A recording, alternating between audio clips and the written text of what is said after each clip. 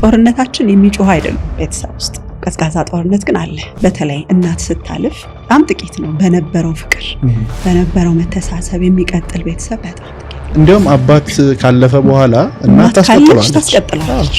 ልክ እናት ሄደሽ ጊዜ በቃ ሌላ ታሪክ ነው።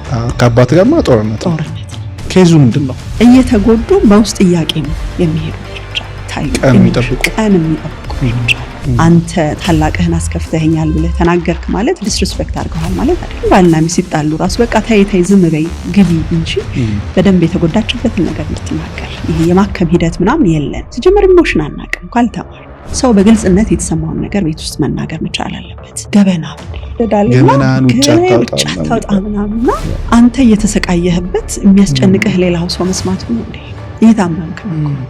የ5 ዓመት ልጅ የመታኸው ዝም ያለህ ስለተቀበለ አይደል?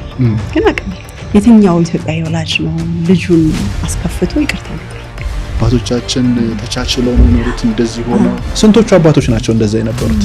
ምን ያህል ልጆች ናቸው ያልተፋታ በሚመስል ግን እጅግ በታመመ ቤተሰብ ውስጥ አድገው ዛሬ ሚዝራብል ነው። ፍቺ በሚያጋጥም ሰዓት እንዴት ማኔጅ ቢደረግ ለሳስያለሽ? አሁን የብዙ የአይምሮ በሽታ ዋነኛው ይሄ አንደርላይን ኮዙ ልጆች ፈጣሪያቸውን ከማወቃቸው በፊት ወላጆቻቸው አምላኮቻቸው ናቸው። በአንተ በኩል ነው የሚያውቁት እኮ። በዚህ ዘመን እኔ የልጆች ክሬቲቪቲ በጣም ተገሏል ብዬ ነው። አንዳንድ ቤተሰብ ውስጥ በጣም ብዙ ነገር ፈራርሷል፣ ጤናማ አይደለም። ያንን ሪቢልድ የሚደረገው እንዴት ነው?